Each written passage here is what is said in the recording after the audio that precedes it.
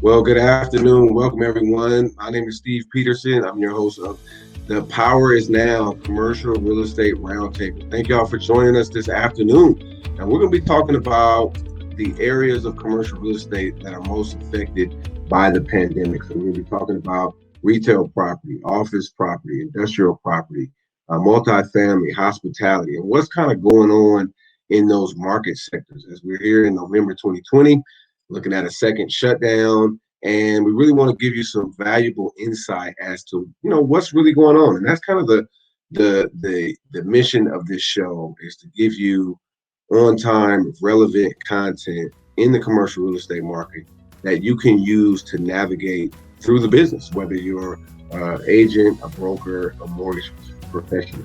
And so my name's Steve Peterson. I'm the broker owner of Infinity Investments. I started this company in November 2009, and I've earned my CCIM designation in 2012. And born and raised in Oakland, started this company in Oakland, in the Bay Area. And so as we're navigating through, as we're moving forward towards the future, I've got some insight that I want to give to you guys to help you out, particularly in the Bay Area. So we're going to take a real quick break.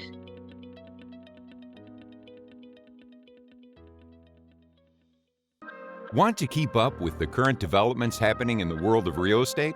The Real Estate Roundtable, hosted by Eric L. Frazier, is a show you do not want to miss.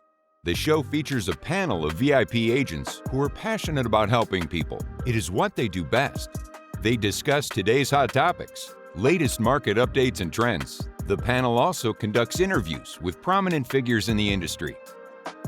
New episode every Friday live on Facebook and replay on the Power is Now YouTube channel.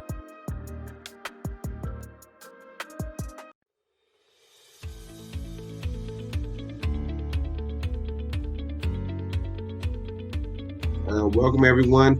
For those of you just tuning in, I'm Steve Peterson, broker owner of Infinity Investments, and we're going to dive right into today's topic. So we're talking about areas of the commercial real estate market that are most affected by the pandemic. We're going to really be talking about, for the most part, the Oakland Bay Area.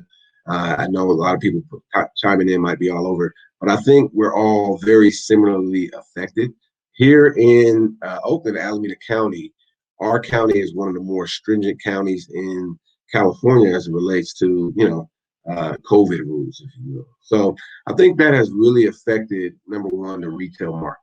So when we talk about the retail market, before the pandemic, retail markets were really getting hit hard by online shopping. And Toys R Us even filed bankruptcy way before the pandemic. When the pandemic hit, now what was the area of retail that had been actually surviving and doing well, lifestyle retail, restaurants, gyms, things of that nature, movie theaters, where you can't really replace, right? Going to a restaurant, sitting down, having a meal, going to a movie theater, lifestyle retail, that has been the area really seriously affected by this pandemic, because you can't go and you can't sit down, and restaurants have really been relegated to kind of grab and go or delivery. And so what that's doing to the marketplace for commercial real estate is really making it tough out there. A lot of businesses have had to shut down, have walked away from their leases, have had to renegotiate their leases. And what's unfortunate about right now is that we're also looking at a second shutdown.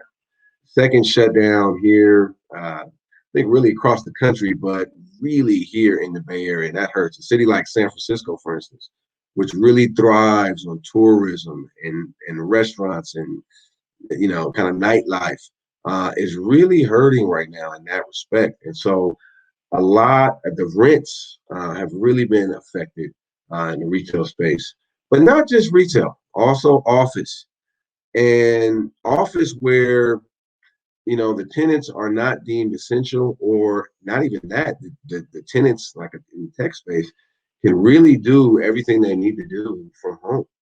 And we're really seeing a shift in that. And for instance, as a gentleman I know, I was working in financial district in San Francisco, and was able to, the company told him, well, look, you can just work from home. We're going to be doing that indefinitely. He left San Francisco, moved back to Jacksonville, got a house or got a apartment. He still has his job and he's doing his everyday function. So what does that do to the office landlord? A lot of the tenants are walking away from their leases. They're restructuring their leases. They're downsizing, saying, "Hey, maybe we don't need 20,000 square feet. Maybe we can get by with 5,000 square feet." And what happens is that the tenants are in a really good negotiating point. They got the leverage over the landlord because from a landlord's perspective, the word on the street is if you got a good tenant, do what you can do to keep them. Because think about it, if they move out, who are you going to get to come in there? And if you did get someone to come in there, they're probably not going to be close to the same rental rate as what you were getting before. So it becomes a matter of figuring out what's best to keep the business going, keep the building occupied. That's really important. Now, I believe, though, in office, there's a little bit more of a light at the end of the tunnel than retail because there's a lot of businesses that are deemed essential, that are still operating. And I think in the office environment, the protocols work a little bit better than retail because there's not as much in and out, not as much traffic coming in. And I think that's what we have to look at in the commercial real estate business is the functionality of the properties, the functionality of what we're doing with this change. And it looks like now, as I said, with the second shutdown, it looks like, this ain't going nowhere for a while. I mean, I think we have to adjust to how we're doing business, maybe long term, and probably at least the next 1 to 2 years. When the vaccine comes out, that may make a difference. But I still think protocols in terms of social distancing, in terms of the amount of people allowed into a space, is going to be important because a lot of people, even when this vaccine comes out, they're not just going to forget about the virus. And vaccine or not, there's still going to be people vulnerable. So that's why I'm thinking maybe office is going to be less impacted than retail because it's less traffic in general into the space. However, I think a lot of businesses are figuring out how to operate virtually. They're figuring out how to operate with less space, and they have negotiating leverage with the landlords. Now, next sector to talk about is hospitality. Hospitality was a bloodbath in terms of occupancy when this thing first hit. As things began to open up, people began to travel more. And I think people were kind of stir crazy, got cabin fever from being quarantined for so much. The occupancy rates definitely have seemingly picked back up for the most part, but are still way down from their averages a year or 2 years ago. Particularly here in the Bay Area, a city like San Francisco, which is good luck getting a room in a city during any kind of business conference. And that's the thing I want to mention, business conferences. We ain't having them right now. Business conferences drive a lot of revenue to the hotel business. And number one is just renting out their conference space, but also bringing occupancy. And if you ever try to lease or try to get a room in San Francisco when there's a major conference, I mean, you got to pretty much go to Oakland or somewhere else in the Bay Area. So we're seeing a little bit of a rebound there now with the second shutdown, though. I think that, and with travel guidelines tightening up, I think that's going to be an issue. Now, what in San Francisco, a lot of landlords have done is, outside of the box, but a lot of landlords renting out space to, homeless and renting out their rooms for housing needs. And in fact, in Oakland, there's a building here by the airport where they've got a large amount of people living in the hotel from the homeless community, and they're getting subsidized by the city. So not advising that, but I'm just saying that's what a lot of landlords are doing, to keep the lights on. And it, at least has been doing so, and that's not getting shut down. That's not impacted by the the second shutdown. Issue is, what do you do when we resume? How do you then pick that back up? So a lot of challenges in the hospitality space. Multifamily, which is that's my wheelhouse. That is also affected by more so tenants and their ability not to pay rent.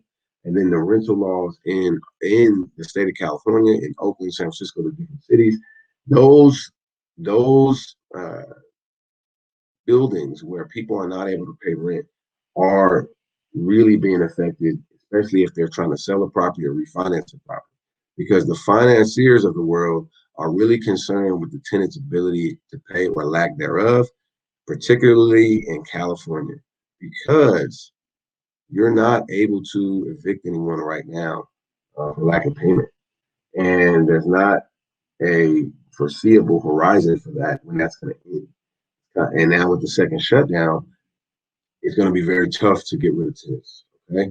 So, however, a lot of tenants are paying. A lot of tenants are subsidized, either Section 8, veterans, affordable housing. A lot of tenants are, essential workers. So it is a mixed bag. It's not as brutal as it is in retail and office in terms of occupancy and, delinquency, but it is on a case by case basis, very, very difficult. So I think if you're refinancing or if you're selling your property, you have to be really cognizant and aware of your existing occupancy and documenting that. And if someone's not paying, keeping a good relationship with them and documenting. I think the best sector of commercial real estate that's making its way through this pandemic is the industrial sector. Industrial sector, I don't want to say seemingly is not affected, but many of the industrial sector businesses are deemed essential and are not being shut down, although that's not all of them.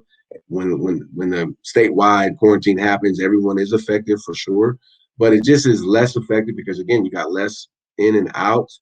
You have more essential businesses, more demand in that space, more warehousing demand. California, more cannabis demand, which cannabis is an essential business, been deemed essential business.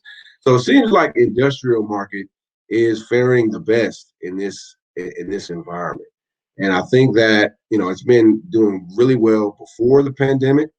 And now as we shift more into online, purchasing, the warehousing needs for companies becomes even more valuable. In fact, it becomes more valuable than a storefront, if you will. Your storefront really is your website and your online presence, but the warehousing needs are important because that's where you're going to store your goods, and you need that. You need that space for logistics purposes. So I think industrial is faring the best.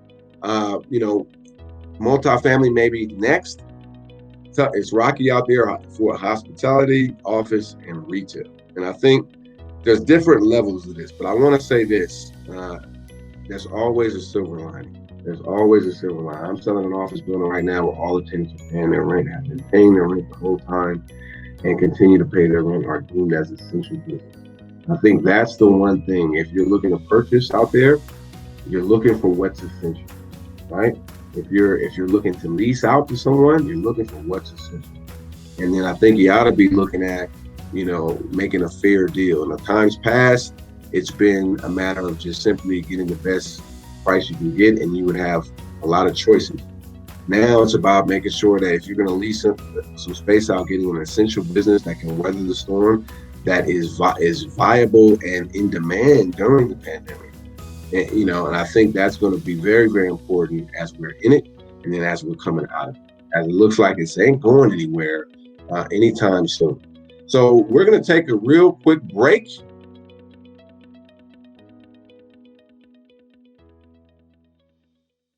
Everyone knows the power of social media and the impact a strong online presence has in this day and age. But most real estate agents simply do not have the time to manage all the advertising and marketing details, and that's where the Power Is Now Media steps in. We are the answer you have been looking for. Let us help put your brand on the map. We will create customized graphics for weekly full-page ads, social media content, video, and podcast content for you. Sound complicated and expensive? It is affordable and easy. We have the best experts on the job. Go to thepowerisnow.com and find us under the VIP Agent tab to learn more. This is the future of real estate. Join today. Thepowerisnow.com.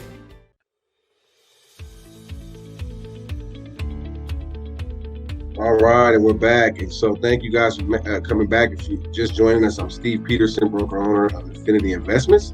We're talking about the sectors of commercial real estate that are most impacted by the pandemic. Okay, so we talked about kind of high level each sector, multifamily, industrial, office, retail, hospitality. Now what we're going to be talking about is occupancy rates and rents. As that's very, very, very important. So there's been, over 1 million square feet of space vacated throughout the Bay Area in this time of office and retail, primarily office and retail space. Multifamily is not so much taking an occupancy hit, but we are seeing a rental decline in multifamily rents. I think all across the board, except for maybe industrial space, rents are down. And that is concerning because that, directly affects values of property. However, here's the deal. I do believe this is a temporary situation. In, particularly in the sectors that we just discussed that are most impacted, office, retail. When we do get back, or when we're able to come back outside of play, I think businesses and people will be eager to get back outside, go to restaurants, go to movie theaters, although things will be a little bit different, right? And so I think that companies are figuring out how to operate, again, virtually, so they're not going to need as much space. Now, everybody's different though. Some companies are going to maybe need more space, depending on what their business model is. But right now, especially in commercial, particularly retail and office, we are seeing some vacancy issues out there, and rents are also being affected. Now, that being the case, that also then translates into financing issues, right? And that's a whole nother show in and of itself. But that is the challenge of the day. Now, I want to talk in the space of multifamily. How is that going? And a year ago, 2 years ago, you were able to, if you had some vacancies in your building, you were able to actually, that was a good thing, especially in a rent control market, by the way. If you're in Oakland, you're in San Francisco, Berkeley, San Jose, and you had a vacant unit a year or so ago. Actually, everyone loved it and lenders loved it, because what that meant is you'd have no problem going to the market and getting full market rent. Whereas if you're in a rent control environment, even if your rents were $300 or $400 on the market, you're a little bit constrained. But with a vacant unit, hey, now you go out there and get full market rent. And lenders weren't as concerned about vacancy. In fact, a lot of landlords and brokers who were selling properties, if there was a unit being turned, they would say, hey, we're going to leave this unit vacant in order for that to be a selling point, which is not really the typical way of marketing a building. In the past, you would want to have had as highest occupancy as possible. But in the last 5 years, really the last 8 years, the rental market has surged, aggressively. So if you're in a rent control area, you wanted vacant units. During the pandemic, obviously things have switched. Now, there is still a value in vacant units, because if there's a vacant unit and you can bring in the tenant, rent it out, start fresh, you're doing good. Versus like if you're looking at a building to purchase or refinance and there's tenants that are not able to pay and you can't evict them, now you're stuck between a rock and a hard place. So there's definitely still value in vacant units in the multifamily business. The challenge is then getting it financed, because the lenders definitely want to see occupancy right now. They also want to see payment history. A couple properties, deals I'm working on right now, they are not only looking at the rent roll, which is typical, they are looking at collections. And if there's someone who's not paying, we need to be able to document as to why they're not paying. Are they under, what their situation and circumstances is. That's different. And I think that's going to be the case for a while now as we work our way through this, particularly. And I think multifamily is the space where it's going to be the most difficult navigating through the rental situation, the occupancy situation, because Simply, the law states that you're not going to be able to evict anyone, and then they may or may not pay. Now, when it comes back to normalcy, tenants will have to then pay. And my understanding is 25% of the back pay. A lot of people probably will pay that. A lot of people may not be able to pay that. So the most difficult piece is navigating through that. Commercial is a little bit different, and it's a little bit more negotiable. And when you're talking about apartments and people, that's going to be the challenge. So therefore, now lenders are pricing that into the deal, into their loan amounts, and to their pricing of the loan. Although right now interest rates are outstanding, right? But they are pricing the risk of the tenancy into the deal a lot. So what we've got to do is just take that into account. I wanted to bring this up because I try to always be realistic as possible, but at the same time keeping a positive, attitude, a positive outlook. But I don't think it pays to just go blind into a situation. And if you're actively in the market as a broker, agent, investor in commercial, and you've been actively in the market, there's a difference. And so we got to look at what's in front of us with reality and then make adjustments going forward. Just like if you're coaching a football game or any sport, you're looking at what's going on in the game. What is the other team doing? Okay, what can we adjust to that? How do we make our adjustments so that we can be successful? And so that's really what we're talking about. And I don't think it's the end of the world. A lot of people a lot of landlords stressed out.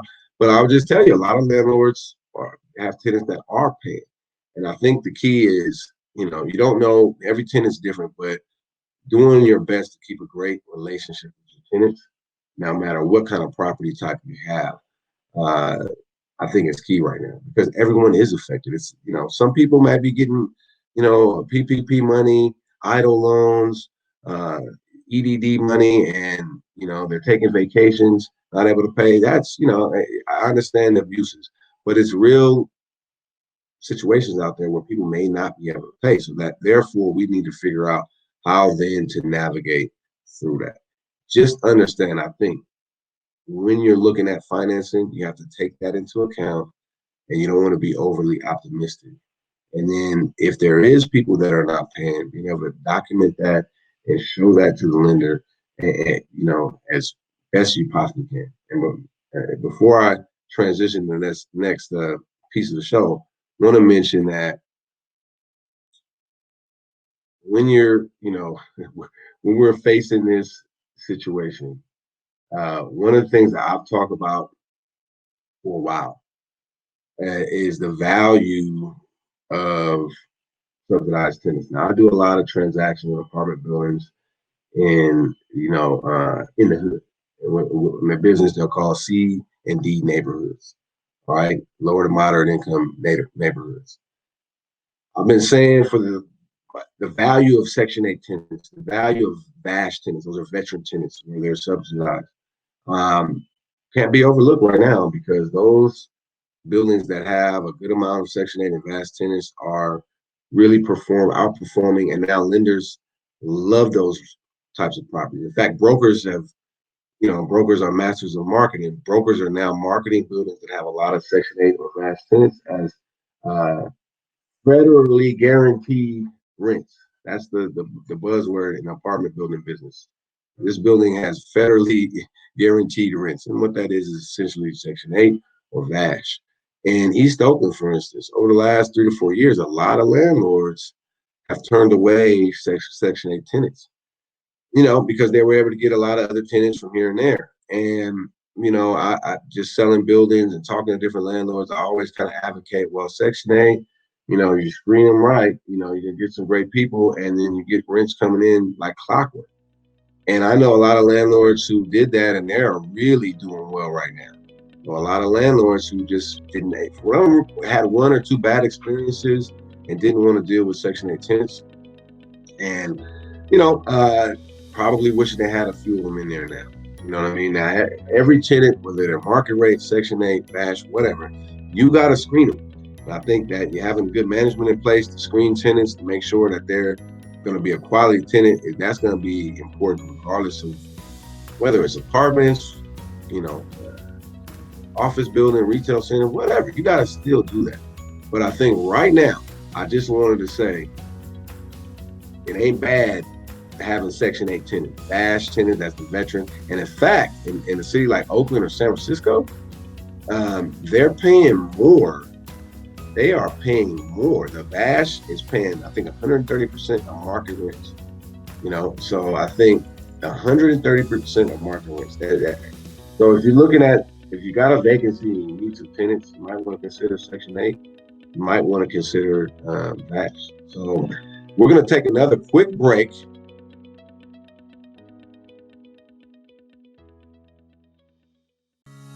The Power Is Now magazines are the leading resource for real estate agents, mortgage bankers, entrepreneurs, and small home ownership businesses, providing leaders with business strategy information, resources, and tools through PIN, real estate, programming guide magazines.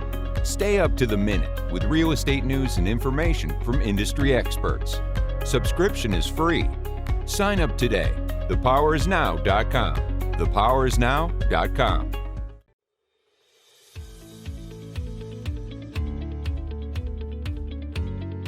All right, welcome back. My name is Steve Peterson, broker owner of Infinity Investments. You are on the Power Is Now Commercial Real Estate Roundtable. And we are talking about areas most affected in the commercial real estate business by the pandemic. And so what we're going to talk about now is kind of the long-term versus short-term effects of this thing, of this pandemic on the commercial real estate business. So I think temporarily, right? This the thing that sticks out to me is the shutdown, and meaning where they're saying, "Hey, look, I'll give you an example. 24-hour fitness, right? Great business model, been around for a while, doing very, very well. Pandemic hits, shutdown happens. So all of a sudden, you can't go inside 24-hour fitness. All right. And for a lot of people that work out there, I know it's tough. You can go and work out at home and walk and jog and do these things. It's just not the same as being able to go into the gym. So about a month ago, as things began to open back up here in the Bay Area, I know in certain states that had already been open, but here they just opened up about a month ago, and kind of have some rules in terms of how many people can be in there and all this. But open back up, people start going back in, are working back out. Sure, there was some revenues starting to come back into 24-hour fitness. Now they're just closing back up here in the Bay Area. And let me just say, here in Alameda County, every county is a little bit different. I think maybe it's probably all across the board at this point. So temporarily, they don't got no revenue coming in. There's nothing coming in, right? And a business like a restaurant chain can temporarily, their revenue may be affected if they say, well, look, now we can't have people inside our restaurant, or we can't do outdoor seating, but we can do grab and grow. Their revenue is going to be affected, but it's not going to be eliminated like it is in 24-hour fitness. So that's what I see as a temporary issue. Long-term issue, when we come back, when I and I don't know when that, I don't think any of us know when that's going to be. We know that there's a couple of vaccines out there. Whenever all that stuff gets approved, ideally, the economy will fully open back up, where you can go in and go out wherever you please. The issue then becomes, what are the long-term effects of the consumers and business-to-business transactions? In other words, how many people are going to be going back inside the gym? You don't exactly know. I know one thing: the dedicated gym people in the world, they're going to go back. Dedicated foodies, they're going to go back. A lot of us are going to be excited about going back. I know the restaurants and movie theaters and stuff like that. And the ball games, how about that? Ain't it weird to watch a game and ain't nobody in the stands? So we'll be excited to go back. But then the question is, how many, right? Because when you're running your business, you got a business model, you got a revenue model, you're basing that typically on pass, or As you're starting up, you're looking at the industry numbers of, okay, well, we open up this business, we're successful, we expect X amount of people to come in and, X amount of revenue. So we're going to base that, our expenses kind of based on that. Going forward, it's a literally crapshoot because we just don't know. And this has disrupted not only the short term, but maybe the long term outlook on how you forecast how much income you're going to be able to bring in. And I think that really, I know that definitely affects if you're as a business going to go out and sign a 3 to 5 to 10-year lease, and then that's going to affect your budget. It has to affect your budget. You're going to be thinking about, well, now going forward, how much of this space do I really need? How much can I operate virtually? How do I keep these costs? What if there's a second shutdown? These types of things. So I think there's the temporary issues of, like, for instance, 24-hour fitness, revenue falling off the map, restaurants having to go from sit downs to grab and go. Some of those restaurants are not going to make it, right? We know that. It's already happened. Some of the businesses, some of the gyms out there, those lifestyle type, retail type businesses, they're not going to make it. Some of the institutions out there that, not going to make it. I worry about things like school, like college, right? I mean, a big part of college is being there, living in the dorms and student housing and all of that. I hope and believe that it's just a temporary issue that we're going through, and that long term we can get back to business. But I have to think that there's going to be some shifts long term to how we do things. And I think that's where that's going to hit more so office, retail, maybe hospitality. I think, multifamily world, this is really more of a temporary situation because, people have to live. And, and in fact, but I think where people live is important. I think what we're seeing in a city like San Francisco is a mass exodus. There's always people leaving San Francisco. It's so expensive. But we've seen in the last few months during this pandemic a mass exodus of people and businesses, because you're not able to live the San Francisco lifestyle. You're not able to go to the restaurants and live that lifestyle. So a lot of people are moving, and I don't know how many of them are going to kind of move back, especially with the rents as outrageous as they are. So we know, like in multifamily, people have to live, but it becomes where are they going to live? Urban downtown living over the last 5, 10 years, maybe 10, 20 years has exploded. And, you wanted to be central business district downtown. The downtowns across the country were really, being flooded with people moving there. And so now with this whole pandemic thing, I think people are wanting a little bit more space. But like in the Bay Area, we're seeing a lot of people moving in the outlying areas, the Antiochs, the Brentwoods, even as far out to Stockton, Pittsburgh, Bay Point.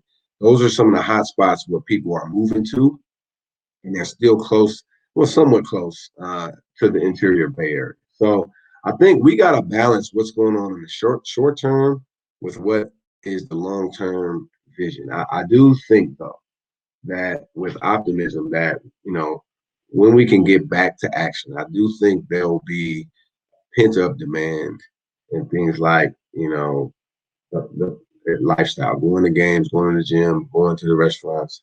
But I do think that the numbers may be, maybe down a little bit. I do think some people are going to be a little bit shell shocked as to this whole thing. Some people are still really, not staying at home, not going to everything, doing their part, distancing and everything. So I think there's going to be some shifts in terms of like large gatherings, large groups of people getting together. And so the biggest thing that we can do as professionals in the business, as investors, people interested in the commercial real estate business, take that into account, build that into your forecast, build that into your expectations, and to operate based on that. The one thing that, I've seen over the last few years is people buying properties or where there's multiple offers, I feel overpaying based on optimism for the future. So, you want to based on actuals. You want to buy based on actuals. What's really going on now in the past.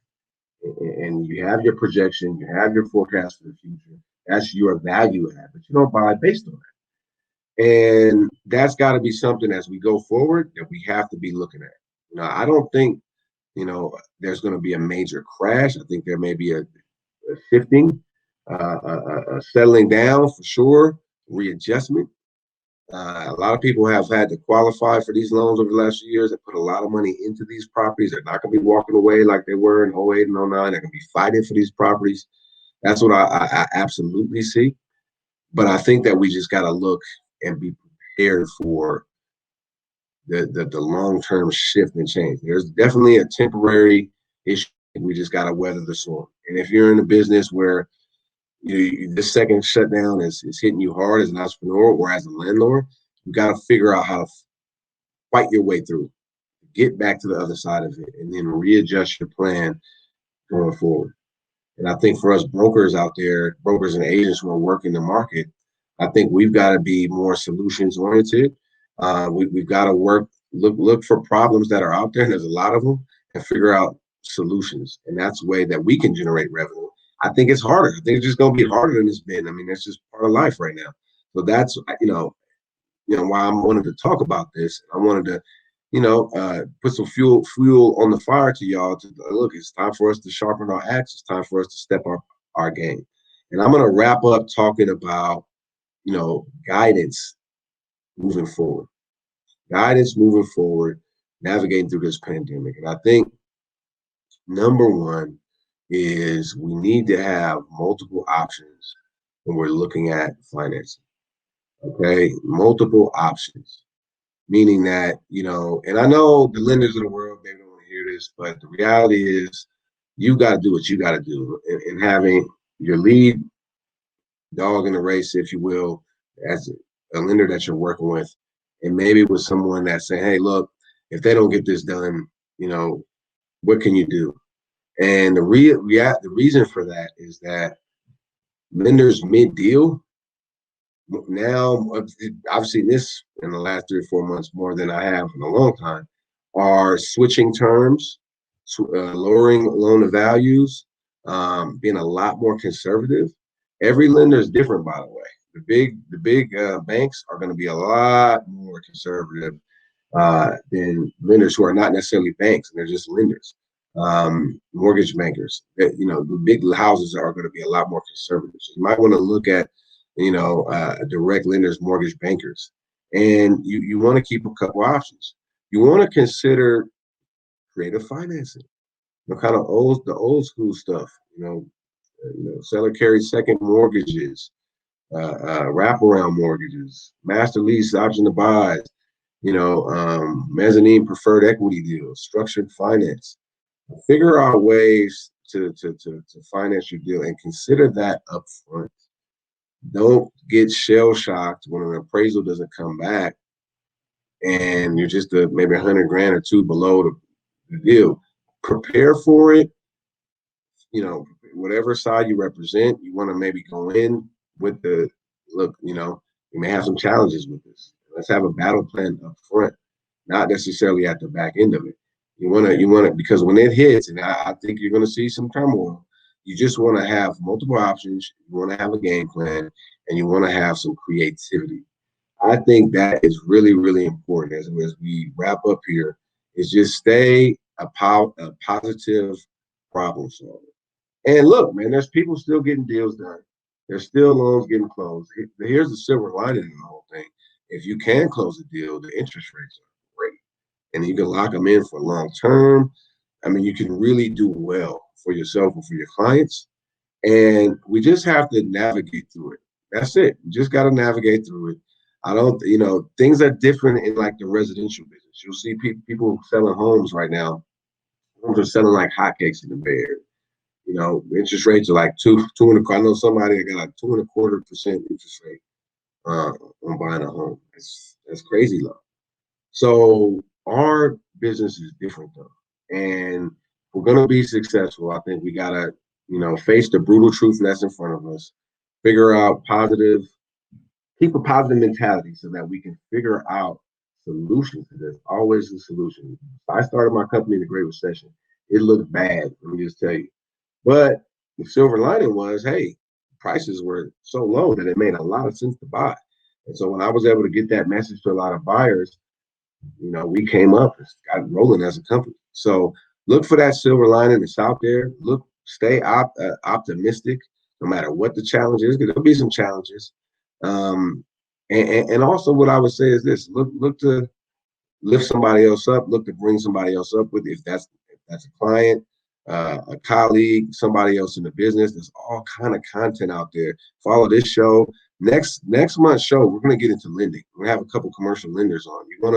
You want to reach out to that next month. We're always doing this on the third Wednesday. So in December, we're going to be dialing to commercial lending. So you don't want to miss that one. You want to be a part of that, and to tool up your arsenal to be able to battle the lending battle. That's the biggest thing I think we got to deal with outside of the operational issues and the occupancy issues and the rental rates. Is we got to be prepared to figure out how to finance deals. And we'll also be talking about creative financing on that panel, which is a lot of lenders don't address, but I think we as a marketplace need to be prepared to address it. So in closing, I hope this has been valuable. I hope you log back in or, check us out next month when we're on this platform. The power is now. There's a lot of great work. We're expanding this. We're expanding the power is now. The commercial real estate industry. It's been around for a while now. Eric Fraser does a great job of marketing in the residential business and getting content out there. So we are now into the commercial real estate game.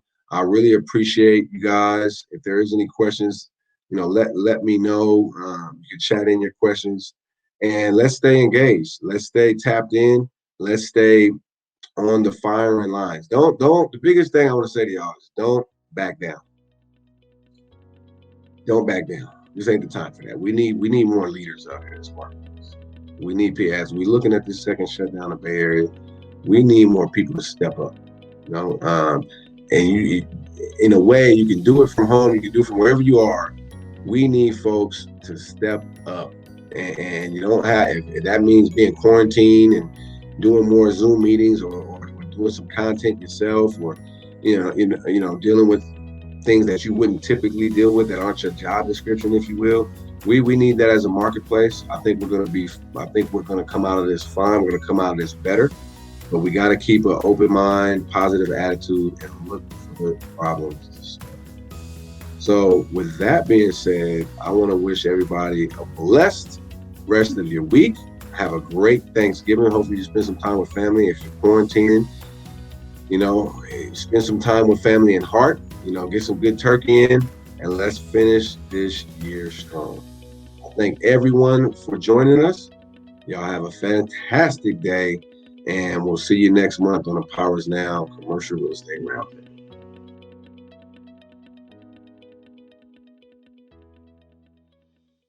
The Power is Now Media is worldwide with growing audience of future homebuyers, investors, builders, developers, real estate agents, and brokers. The Power is Now Media is well positioned to increase awareness and produce results for our growing roster of advertising partners. An advertisement on any of our platforms is the right step toward reaching and communicating key brand messages to a targeted network of individuals, families, and communities interested in housing. Our content areas include feature stories and profiles on successful real estate agents, business owners, government, and community leaders. The Power is Now magazines are the leading resource for real estate agents, mortgage bankers, entrepreneurs, and small home ownership businesses, providing leaders with business strategy information, resources, and tools through PIN, real estate, and programming guide magazines. Stay up to the minute with real estate and mortgage news and information from industry experts. VIP agents are able to feature listings each week. The Power is Now TV radio podcast features weekly shows that include Homebuyers Town Hall, Real Estate Roundtable, VIP Agent Spotlight, and so much more. Each week, VIP agents have opportunities to be featured guests on the shows. VIP agents can discuss and showcase houses, neighborhoods, and provide brief introduction. The interviews are unlimited 10 to 15 minutes on each current listing. This product alone separates you from your competition. The Power Is Now delivers to you Market Update interview to promote listing weekly, promotional biographical video, co-host a bi-monthly homebuyers town hall show, featured subject matter expert on real estate roundtable show. The Power Is Now program guide e-magazine. The Power Is Now national e-magazine. Article writing and blogging. Social media content customization. Inclusion and press releases. Graphic design services. Business and performance coaching. Technology support. Referrals. Lead generation opportunities and management support.